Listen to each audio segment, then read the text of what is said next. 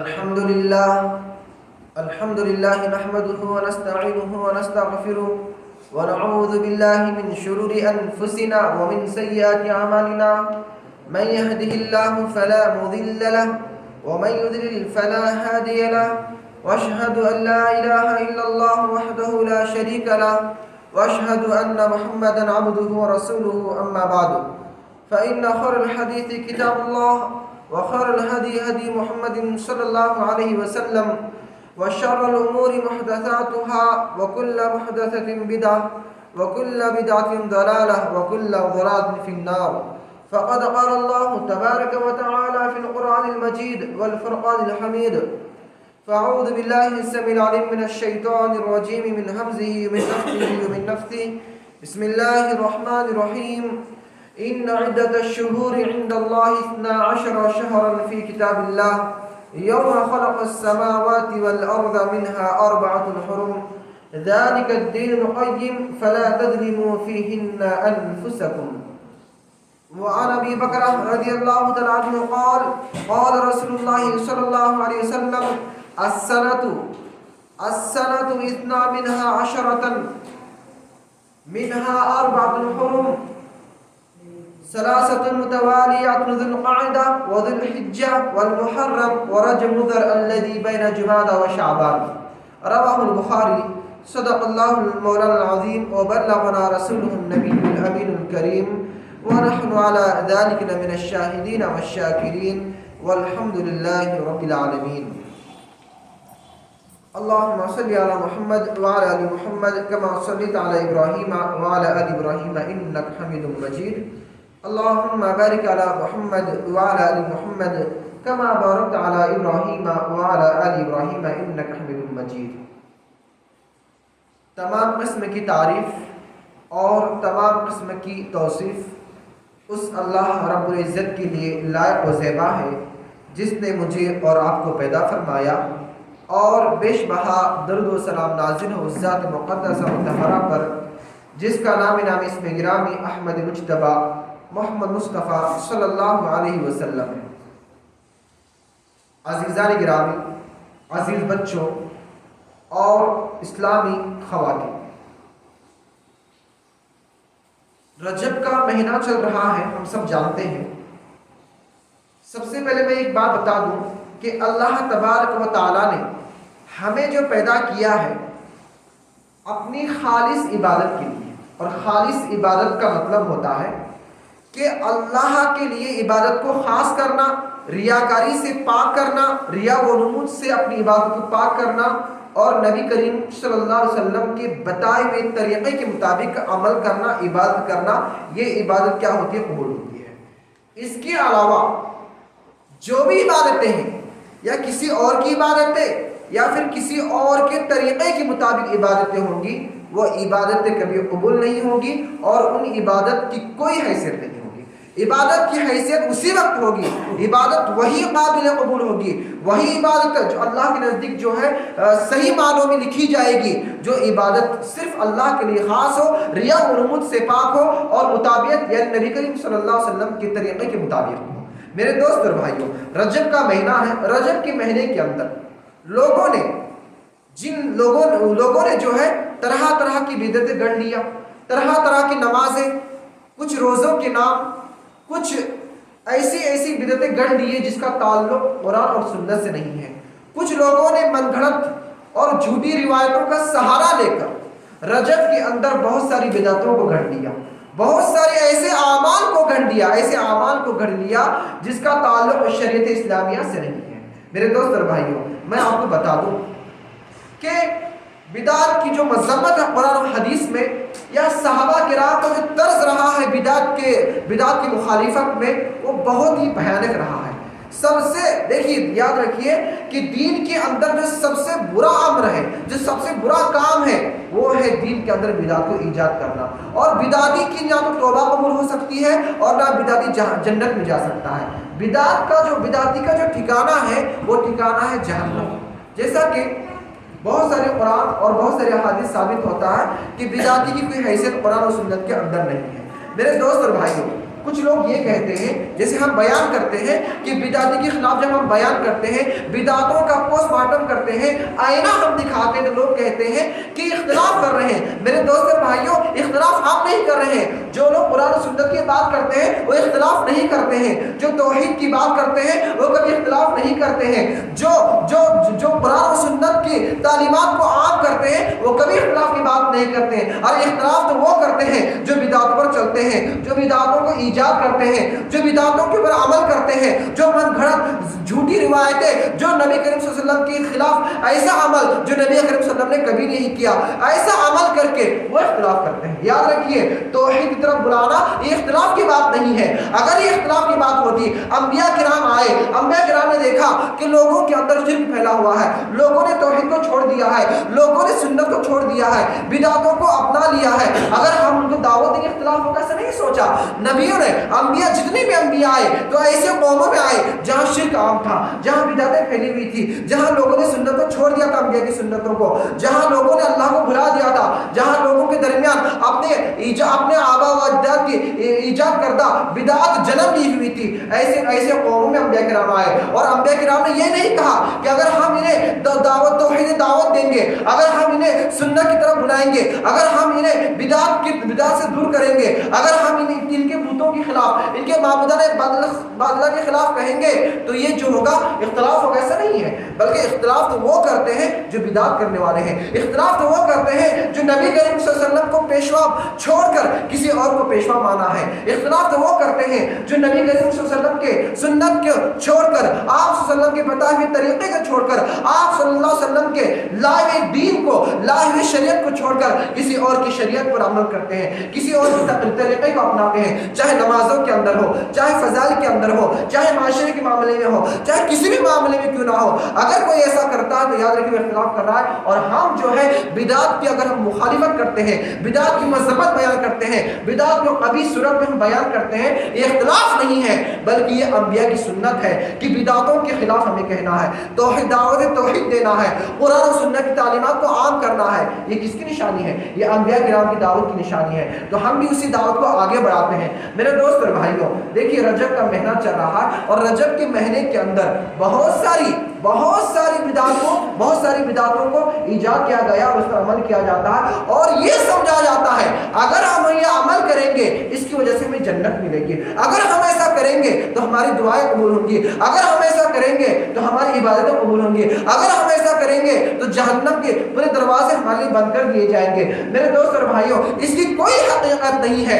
کیوں؟ اس لیے کہ اللہ تبارک نے قرآن کریم میں اور نبی کریم صلی اللہ علیہ وسلم نے احادیث صحیحہ کے اندر ان تمام باتوں کا، ان تمام راستوں کو بتایا ہے جن کو ہم عمل کر کے جنت میں جا سکتے ہیں۔ جس طریقے پر ہم چل کر، نبی کریم صلی اللہ علیہ وسلم کے طریقے پر چل کر ہم اپنے آپ کو جنت کا مستحق بنا سکتے ہیں اور جہنم سے بچنے کا مستحق بنا سکتے ہیں۔ میرے دوست اور بھائی، بہت افسوس سے یہ کہنا پڑتا ہے کہ آج ہمارے بھائی مسلمان ہیں، شیطان نے کیا کیا؟ صحابہ کرام، دیکھیے صحابہ کرام نے اللہ کے نبی کریم صلی اللہ علیہ وسلم پر ایمان لے کر آیا، اور ایک دن تھا، کوئی دن الگ نہیں تھا، مسلمانوں کے اندر اختلاف ہوئے لیکن کوئی گروہ نہیں بنا، کوئی فرقہ نہیں بنا، کوئی مسلک نہیں بنا، کوئی الگ سے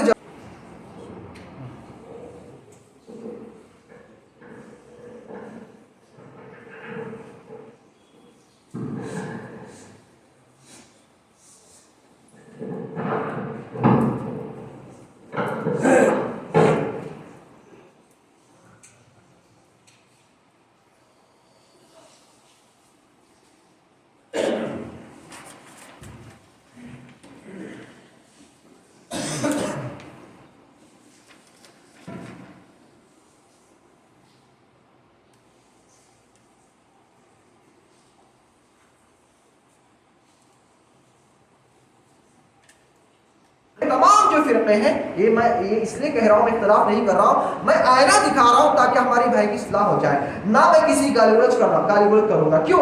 کیونکہ ایک عالم دین کی، ایک داعی کی شان نہیں ہوتی کہ وہ کسی سے گالی گلوچ کرے۔ میں بس آئینہ بتا رہا ہوں، حقیقت کیا ہے وہ انشاءاللہ آگے بتاؤں گا۔ تو کیا کیا شیطان اور یہود و نصارہ نے؟ ایک چال چلی، شیطان نے بھی بہکایا، مسلمانوں کے اندر طرح طرح کے جو مسلک آ گئے، الگ الگ دین پر مسلمان عمل کرنے لگے، ایک نبی کا کلمہ پڑھنے والے، ایک اللہ پر ایمان لانے والے، ایک قرآن کو ماننے والے، احادیث مبارکوں کو ماننے والے، اتنے سارے فرقے بن گئے، اتنے سارے فرقے بن گئے۔ اس کی وجہ کیا تھی؟ کیوں؟ کیونکہ نبی کریم صلی اللہ علیہ وسلم نے فرمایا تھا، کیا فرمایا تھا؟ آپ صلی اللہ علیہ وسلم نے اس بات کا حکم دیا تھا کہ میں تمہارے درمیان دو چیزیں چھوڑ کر جا رہا ہوں، ایک اللہ کی کتاب، دوسری میری سنت۔ اگر تم اسے مضبوطی سے تھامے رہو گے نا، تم ہرگز گمراہ نہیں ہوگے۔ اگر الگ ہو گئے تو جان لو پھر یہ ہوں گے۔ اور اللہ نے فرمایا قل ھذہ سبیلی ادعو الی اللہ علی بصیرۃ انا ومن اتبعنی، اے نبی کہہ دیجئے یہ میری سیدھی راہ ہے، میں اور میرے پیروکار اس کی طرف بلاتے ہیں، یہ پورے علم کے ساتھ، بصیرت کے ساتھ۔ یعنی یہ جو ہے سیدھا راستہ ہے، اور اس راستے کے ارد گرد کچھ لوگ ایسے لوگ ملیں گے، وہ کہیں گے کہ یہ راستہ صحیح ہے اور تمہیں راستے سے بھٹکا دیں گے۔ اور آج ہم دیکھتے ہیں ایک سیدھا راستہ جو قرآن و سنت کا راستہ ہے، لوگ اسے چھوڑ کر اپنے آپ کسی اور راستے پر چل رہے ہیں۔ میرے دوست اور بھائی، کتنی غلط بات ہے۔ آئیے تھوڑا سا آج جو میرا موضوع ہے وہ ہے ماہ رجب کی بدعات۔ ماہ رجب کی بہت ساری بدعتیں آج لوگوں نے ایجاد کیا ہے۔ تھوڑا سا ہم جانتے ہیں ماہ رجب کیا ہے۔ رجب جو ہے یہ مہینے کی کیا تعظیم ہے، انشاءاللہ اس سے میں جانتے ہیں۔ دیکھیے رجب کا جو مہینہ ہے یہ حرمت والے 4 مہینوں میں سے ایک ہے۔ اللہ فرماتا ہے کہ ان عدۃ الشہور عند اللہ 12 شہرا فی کتاب اللہ یوم خلق السماوات والارض منها اربعۃ حرم۔ اللہ فرماتا ہے کہ یقیناً اللہ تعالیٰ کے نزدیک مہینوں کی گنتی کتنی ہے؟ 12 مہینوں کی ہے۔ یعنی اللہ تعالیٰ نزدیک مہینوں کی جو گنتی ہے، سال کی جو گنتی ہے، وہ سال جو ہوتا ہے وہ 12 مہینوں کی تعداد کے مطابق ہوتا ہے۔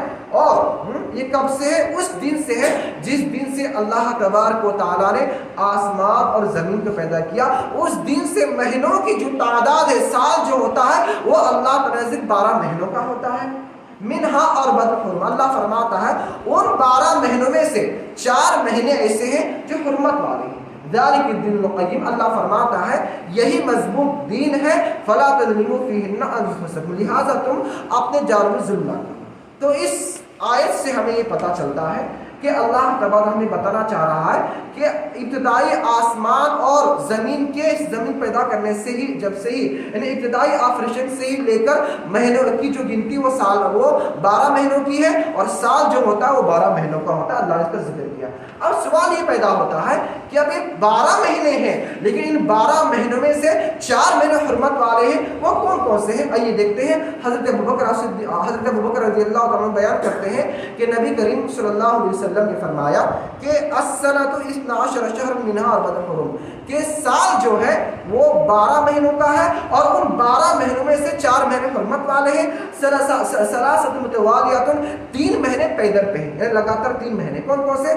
ذوالقعدہ و ذوالحجہ والمحرم، یعنی ذوالقعدہ، ذوالحجہ اور محرم، یہ 3 جو مہینے حرمت والے یہ پیدر پہ ہیں، ایک کے بعد ایک آتے ہیں۔ اس کی حکمت بتا دو۔ دیکھیے لوگ جو ہے یہ حج کب ہوتا ہے؟ ذوالحجہ کے اندر ہوتا ہے، اور ذوالقعدہ میں، پہلے زمانے ذوالقعدہ میں لوگ حج کے لیے سفر کرتے ہیں، اس لیے لوگ اس کی حرمت کو بھی سمجھتے تھے، اس لیے وہ حملہ آور نہیں کرتے تھے۔ اور رہی بات ذوالحجہ کے اندر لوگ جو ہے حج کرتے ہیں تو اس مہینے کے لیے وہ حرمت والا مانتے ہیں، اور محرم کے اندر لوگ حج کر کے اپنے سفر سے واپس ہو جاتے ہیں، اس لیے اس مہینے کو جو تعظیم کرتے ہیں زمانہ جاہلیت میں، اور اسلام نے بھی ان مہینوں کی تعظیم برقرار رکھا۔ پھر اس کے بعد آتا ہے، آپ نے فرمایا آپ صلی اللہ علیہ وسلم ورجب مضر، اور رجب مضر الذی بین جمادی و شعبان، جو شعبان اور جمادی الاخری کے درمیان آتا ہے۔ رجب مضر، آپ نام سنے ہو، رجب مضر، ایک مضر جو ہے نا ایک قبیلے کا نام ہے، اور اللہ کے نبی کریم صلی اللہ علیہ وسلم نے رجب کو اسی مضر قبیلے کے جاری منصوب کیا، یعنی رجب مضر، اس لیے کیونکہ مضر جو قبیلہ تھا وہ رجب کی بہت تعظیم کیا کرتا تھا۔ رجب کا جب مہینہ آتا تو اس مہینے کے اندر جو ہے بالکل اتنی اس کی تعظیم کرتا کہ دوسرے اور کسی مہینے کی اتنی تعظیم نہیں کرتا، اس لیے اس کی جو نسبت کی گئی ہے وہ رجب مضر کی طرف کی گئی ہے۔ تو میرے دوست اور بھائیوں، آئیے تھوڑا سا ہم جانتے ہیں، اللہ نے فرمایا فَلَا تَظْلِمُوا فِيهِنَّ أَنفُسَكُمْ، ان 4 مہینوں میں تم اپنے اوپر ظلم نہ کرو۔ اس کا کیا مطلب ہے؟ ہاں میں تمام بھائیوں سے کہہ رہا ہوں، ہر ایک سے یہ بات کہہ رہا ہوں کہ اپنے جان پر ظلم نہ کرو ان مہینوں کے اندر۔ حافظ ابن کثیر رحمۃ اللہ علیہ ابن عباس رضی اللہ تعالیٰ عنہ سے نقل کرتے ہیں کہ وہ فرماتے ہیں کہ اللہ تبارک و تعالیٰ نے سال کے پورے 12 مہینے میں ظلم کو، اللہ کی نافرمانی کو، گناہ کو، ہر نافرمانی کو حرام قرار دیا ہے، لیکن ان 4 مہینوں میں ان 8 مہینوں کی بنسبت زیادہ بنسبت یعنی ان سے کہیں زیادہ اس میں نافرمانی سے بچنے کی تلقین کی ہے اور حکم دیا ہے کہ اللہ کی نافرمانی سے بچو اور اپنے آپ پر ظلم کرنے سے بچو۔ اسی طریقے سے اس آیت میں اور ایک بات یہ بیان کی گئی ہے کہ یہ بیان کی گئی ہے، امام قتادہ فرماتے ہیں کہ حرمت والے مہینوں میں ظلم اور گناہ کا بوجھ دوسرے مہینوں سے کئی زیادہ ہوتا ہے دوسرے مہینے کی بنسبت، اور اگر کوئی بندہ ایسا کرے گا، یاد رکھیں کہ کوئی بندہ اللہ کی نافرمانی کرے گا، یعنی ظلم مطلب یہ ہے کہ اپنے آپ پر ظلم کرنا، یعنی کوئی ایسی چیز کرنا جو گناہ ہے، یہ اپنے پر ظلم کرنا ہو گیا، اور گویا اپنے آپ پر ظلم کرنا یہ بھی اللہ کی نافرمانی ہے، اور اللہ کی نافرمانی کرنا خاص طور پہ ان مہینوں میں یہ زیادہ گناہ ہے۔ جس طریقے سے اللہ نے دنوں کو اوقات مقرر کیا، رمضان کا مہینہ مقرر کیا کہ اس میں عبادت کا اجر و ثواب بڑھا دیتا ہے، کچھ اور مہینے ایسے ہیں کہ جن میں اللہ تعالیٰ عبادت کا اجر و ثواب کافی بڑھا دیتا ہے، اتنا بڑھا دیتا ہے کہ دوسرے مہینے میں اس کی کوئی یہ نہیں ہوتی ہے، بہت بڑھا دیتا ہے۔ تو یہ اللہ کی شان ہے، یہ اللہ کی قدرت ہے، اور ایسے ہی اللہ تعالیٰ کچھ مہینوں کے اندر اللہ کی ظلم اور زیادتی کا جو گناہ ہے اسے بھی اللہ تعالیٰ دوسرے مہینوں کی بنسبت بڑھا دیتا ہے، اور یہ اللہ کی شان ہے، اللہ کی قدرت ہے۔ جس طریقے سے اللہ تبارک و تعالیٰ نے انبیاء کرام میں سے 4 نبیوں کو چنا، اور 4 نبیوں سے سب سے زیادہ افضل کس کو بنایا؟ محمد اکرم صلی اللہ علیہ وسلم بنایا۔ ایسے ہی اللہ تبارک و تعالیٰ نے سال میں جو ہے 12 مہینے ہیں، لیکن 12 مہینے میں سے 4 مہینے کو حرمت والا بنایا۔ اسی طریقے سے اللہ تعالیٰ قرآن کریم کو تمام کتابوں میں سب سے زیادہ فضیلت بخشی، سب سے زیادہ اسے مقرر بنایا 4 کتابوں کے اندر۔ ایسے ہی اللہ تبارک و تعالیٰ تمام فرشتوں میں 4 فرشتے مقرر بنایا، اور ان 4 فرشتوں میں حضرت جبریل امین کو سب سے زیادہ افضل بنایا۔ اسی طریقے سے مہینوں میں سب سے زیادہ رمضان کا مہینہ مقرر بنایا عبادت کے اعتبار سے۔ اسی طریقے سے بہت ساری مثال آپ کو ملیں گے، راتوں میں سب سے زیادہ شب قدر کو اللہ تعالیٰ نے سب سے افضل رات بنایا۔ اسی طریقے سے آپ کو بتا دوں کہ شہروں کے اندر مکہ اور مدینے میں مکہ اور مدینے کو تمام شہروں میں سب سے زیادہ افضل بنایا۔ یہ اللہ کی شان ہے، اس لیے اس سے بچنا چاہیے میرے دوست اور بھائیوں۔ اور دیکھیے گا شرک کرنا، شرک آج رجب کے مہینے میں شرک کیا جاتا ہے، کچھ نظریں مانگی جاتی ہیں، اس میں جو ہے کچھ بہت ساری فضیلتیں بیان کی جاتی ہیں۔ میرے دوست اور بھائیوں، زمانے جاہلیت میں کیا ہوتا، رجب کے مہینے کے اندر کچھ لوگ جانور کو اپنے بتوں کے نام پر ذبح کرتے ہیں۔ اس کے بارے میں آتا ہے، ابو ہریرہ رضی اللہ عنہ فرماتے ہیں کہ نبی کریم صلی اللہ علیہ وسلم فرمایا لا فرع ولا عتیق، رواہ بخاری و مسلم، کہ آپ صلی اللہ علیہ وسلم فرمایا اسلام کے اندر نہ کوئی فرع ہے اور نہ عتیرہ ہے۔ فرع سے مراد ایسی گائے یا ایسی اٹھنی ہوتی زمانے جاہلیت میں کہ جو اٹھنی کا جو پہلا بچہ ہوتا، یاد رکھیے جو اٹھنی کا پہلا بچہ جب وہ جنتی، جب بچہ بڑا ہو جاتا، اس بچے کو، اس جانور کو جو ہے بتوں کے نام پر ذبح کرتے تھے زمانے جاہلیت میں۔ اور عتیرے سے مراد یہ ہے رجب کا جب مہینہ آتا تو زمانے جاہلیت میں جو جاہل لوگ تھے، جو زمانے جاہلیت کے جو لوگ تھے، وہ رجب کے مہینے کے اندر جانوروں کو اپنے بتوں کے نام پر ذبح کرتے تھے۔ تو اسلام نے اس کا بائیکاٹ کیا ہے، اس کو جو ہے اس چیز کو جو ہے اسلام کے برخلاف بتایا ہے۔ اور وہی چیز آج میں بتا رہا ہوں، وہی چیز آج ہمارے مسلمانوں میں آئی ہے کہ رجب کا مہینہ آتا ہے تو رجب کے مہینے کے اندر کچھ لوگ کھیر پوری بناتے ہیں، کچھ لوگ جو ہے جانور ذبح کرتے ہیں، کچھ لوگ امام جعفر رحمۃ اللہ علیہ کے نام سے جو ہے جانور ذبح کرتے ہیں، ان کے نام کی عید مناتے ہیں، بہت سارے بدعات کرتے ہیں۔ تو اسلام نے بتایا، یہ دیکھتے ہیں قرآن کریم میں اللہ فرماتا ہے حرمت علیکم المیتۃ والدم ولحم الخنزیر وما اہل لغیر اللہ بھی، اللہ فرماتا ہے تمہارے اوپر حرام کیا گیا ہے مردار کا گوشت اور بہتا ہوا خون اور وہ جانور اور سور اور وہ جانور جو اللہ تعالیٰ کے سوا کسی اور کے نام پر ذبح کیا گیا ہے۔ اسی آیت میں آگے اللہ فرماتا ہے وما ذبح علی النصب، اور وہ جانور جو کسی آستانوں پر جا کر ذبح کیے جاتے ہیں وہ جانور بھی حرام ہے، اللہ فرماتا ہے۔ اس طریقے سے اللہ تعالیٰ بہت ساری باتیں اس آیت کے اندر فرمایا ہے کہ گلا جو گھٹ کر جو جانور مر جاتا ہے وہ بھی حرام ہے۔ لیکن آج جو بتانے کا مقصد ہے وہ یہ ہے وما اہل لغیر اللہ بھی، ایسا جانور جو اللہ تعالیٰ کے سوا کسی اور کے نام پر یا کسی آستانے پر یا کسی اور کی نیت سے یا کسی عید کے منانے پر یا کسی تہوار کے منانے پر جو کیا جاتا ہے، کسی کے پیدائش یا کسی کے مرنے کے نام پر جانور ذبح کیا جاتا ہے، اس کا کھانا حرام ہے۔ اور حدیث کے اندر آتا ہے اللہ تعالیٰ ایسے بندے پر لعنت کرتا ہے کہ لعن اللہ من ذبح لغیر اللہ، جو اللہ تعالیٰ کے سوا کسی اور کے نام پر جانور کو ذبح کرتا ہے تو اللہ تعالیٰ ایسے بندے پر لعنت کرتا ہے، یعنی اپنے رحمت سے اسے دور کر دیتا ہے، اپنی رحمت سے اسے بھٹکا دیتا ہے، وہ اللہ کی رحمت کا بھی مستحق نہیں رہتا ہے۔ اور اسی طریقے سے اللہ کے فرماتے ہیں کہ جو شخص بدعت کو ایجاد کرتا ہے یا بدعتی کو عمل کرتا ہے یا بدعتی کو پناہ دیتا ہے تو ایسے بندے پر بھی اللہ تعالیٰ لعنت برساتا ہے، لعنت بھیجتا ہے، اپنی رحمت سے دور کرتا ہے۔ تو بھلا بتائیے ماہ رجب کے اندر طرح طرح کی عبادتیں ایجاد کرتے ہیں، طرح طرح کی عبادتیں ایجاد کر کے ان بدعتوں پر عمل کرتے ہیں، تو بھلا بتائیے وہ اللہ کے رحمت مستحق کیسے ہوتے ہیں؟ میرے دوست اور بھائیوں، حضرت ثابت بن ضحاک رضی اللہ عنہ سے روایت ہے کہ ایک شخص اللہ کے نبی کریم صلی اللہ علیہ وسلم کے پاس آیا اور اس نے کہا اے اللہ کے نبی، میں نے ایک منت مانگی تھی کہ جو بوانا جو مقام ہے اس مقام پر میں اونٹنی ذبح کروں، کیا اللہ کے نبی کریم صلی اللہ علیہ وسلم میں نے جو اللہ سے منت مانگی تھی کیا میں اس منت کو پورا کر سکتا ہوں؟ آپ صلی اللہ علیہ وسلم نے پوچھا، آپ صلی اللہ علیہ وسلم نے کہا حل کان فیہا وصف من اوثان الجاہلیہ یعبد، کیا زمانے جاہلیت کے اندر وہاں اس مقام پر کوئی بت رکھا جاتا تھا کہ جس کی عبادت کی جاتی تھی؟ لوگوں نے کہا اللہ کے نبی وہاں کوئی بت نہیں رکھا گیا تھا، وہاں کوئی آستانہ نہیں تھا۔ پھر آپ صلی اللہ علیہ وسلم نے کہا حل کان فیہا عید من اعیادہم، کیا زمانے جاہلیت کے اندر کوئی وہاں عرس یا میلہ یا وہاں کوئی عید منائی جاتی تھی؟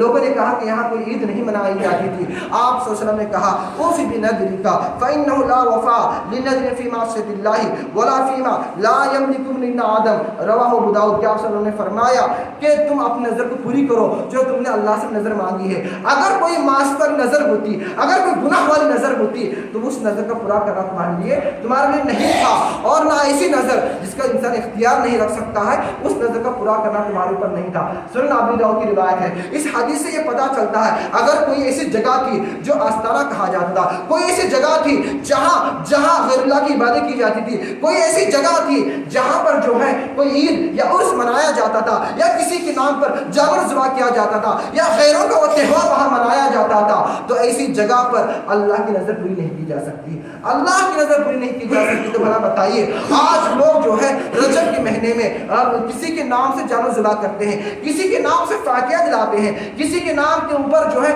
عید مناتے ہوئے جو ہے پوری اور کھیر بناتے ہیں، اس کا کھانا کیسے حلال ہوگا، وہ کیسے جائز ہوگا؟ اور یہ جو عمل ہوگا بدعت عمل ہوگا۔ میرے دوست اور بھائی آئیے ہم دیکھتے ہیں ایک سب سے بڑی بدعت ہے جو ہمارے بریلی بھائی کرتے ہیں، میں کھل کر اس لیے کہہ رہا ہوں تاکہ ان کی اصلاح ہو جائے، میں اختلاف کی بات نہیں کر رہا ہوں، اللہ نے ہدایت دے۔ وہ ایک عمل کرتے کہ یہ کرتے ہیں صلاۃ الرغائب نام سے ایک نماز ہے، صلاۃ الرغائب سے نماز رغائب سے اسے نام دیتے ہیں۔ وہ کیا ہے دیکھیں، آگے دیکھتے ہیں۔ جب رجب شروع ہو جاتا ہے، رجب کے پہلے جمعرات یعنی رجب شروع ہوتا ہے جو پہلا جمعرات آتا ہے اس جمعرات کے دن روزہ رکھا جاتا ہے، دن بھر رجب کا مہینہ رکھا جاتا ہے۔ رجب کے مہینے میں جب پہلا جمعرات آتا ہے اس جمعرات کو روزہ رکھا جاتا ہے دن بھر۔ پھر اس کے بعد مغرب کے بعد یعنی جمعہ کی شب جب شروع ہو جاتی ہے، مغرب اور عشاء کے درمیان ایک نماز پڑھی جاتی ہے جس نماز کی تعداد ہوتی ہے 12 رکعت۔ 12 رکعت وہ نماز پڑھی جاتی ہے اور دو کر کے وہ نماز پڑھتے ہیں۔ کس طریقے سے کہ وہ یہ کہتے ہیں کہ ہر رکعت کے اندر ایک مرتبہ سورہ فاتحہ پڑھنا ہے، پھر سورہ فاتحہ کے بعد سنیے غور سے، سورہ فاتحہ کے بعد ہر رکعت میں تین مرتبہ سورۃ القدر پڑھنا ہے نا، سورۃ القدر پڑھنا ہے، انا انزلناہ فی لیلۃ القدر، اور اس کے بعد ہر رکعت کے اندر 11 مرتبہ سورہ اخلاص پڑھنا ہے۔ اور جب یہ نماز مکمل کر لے گا اس کے بعد وہ کیا کرے گا؟ سجدہ کرے گا، اور سجدے کے اندر جو ہے یہ دعا پڑھے گا سبح القدوس رب الملائکۃ والروح، اور اس طریقے سے اور بھی دعائیں بتاتے ہیں۔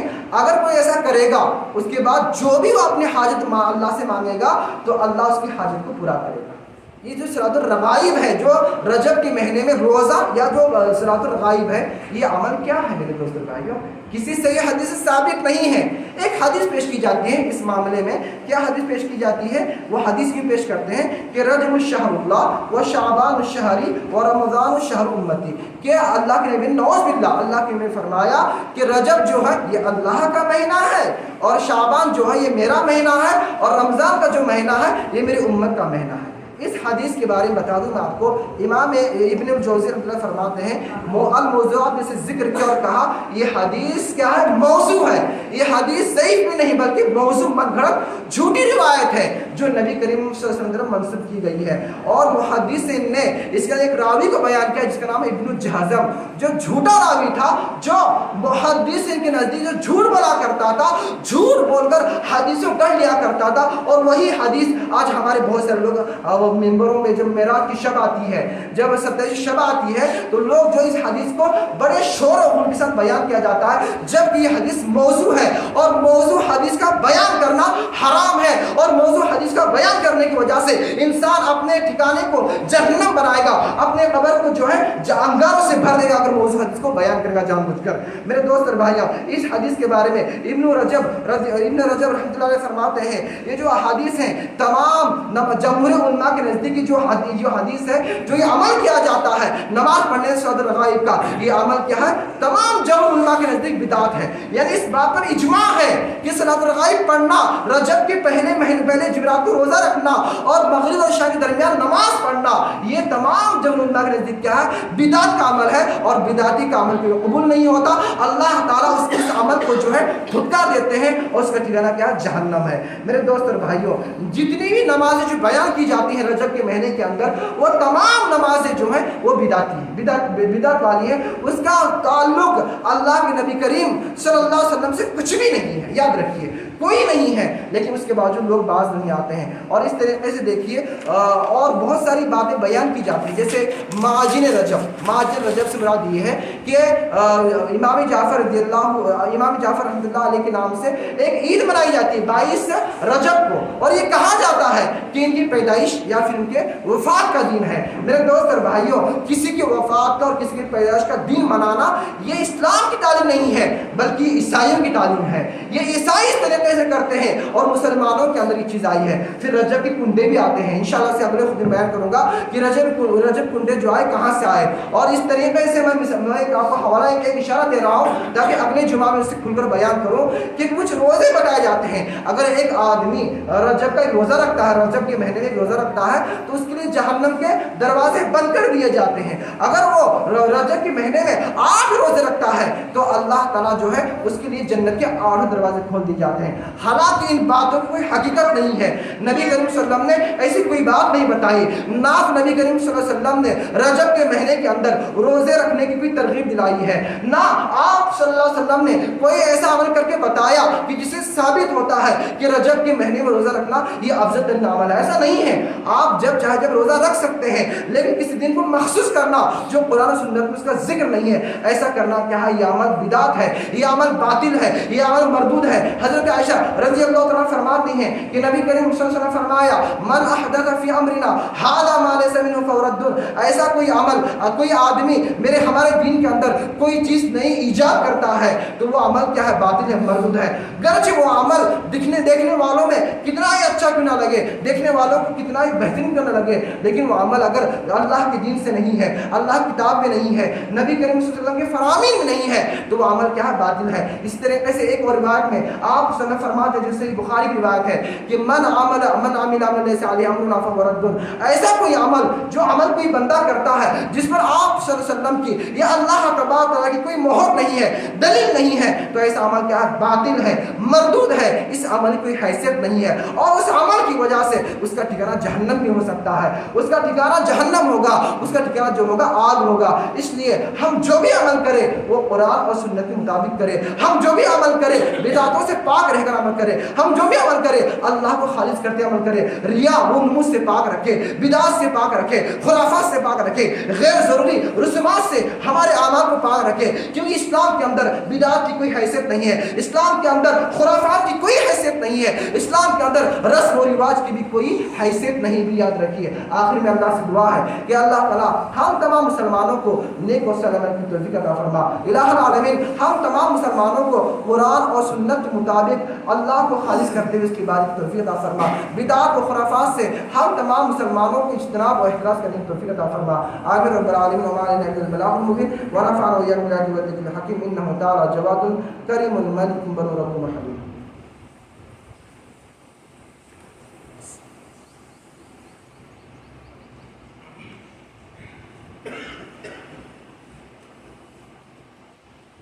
الحمد لله نحمده ونستعينه ونستغفره ونعوذ بالله من شرور أنفسنا ومن سيئات أعمالنا من يهده الله فلا مضل له ومن يضلل فلا هادي له وأشهد أن لا إله إلا الله وحده لا شريك له وأشهد أن محمدا عبده ورسوله أما بعد فإن خير الحديث كتاب الله وخير الهدي هدي محمد صلى الله عليه وسلم وشر الأمور محدثاتها وكل محدثة بدعة وكل بدعة ضلالة وكل ضلالة في النار.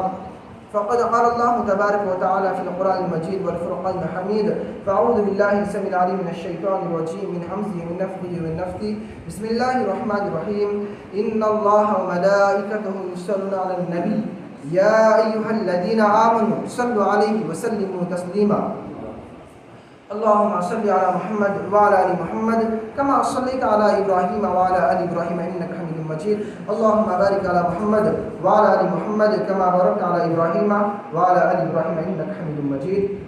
عباد الله ورحمني ورحمكم الله إن الله يأمر بالعدل والإحسان وإيتاء ذي القربى وينهى عن الفحشاء والمنكر والبغي يعظكم لعلكم تذكرون اذكروا الله يذكركم وادعوه يستجب لكم ولذكر الله تعالى على وأولى عز وجل وهم وأتم أكبر والله يعلم ما تصنعون أقيموا الصلاة.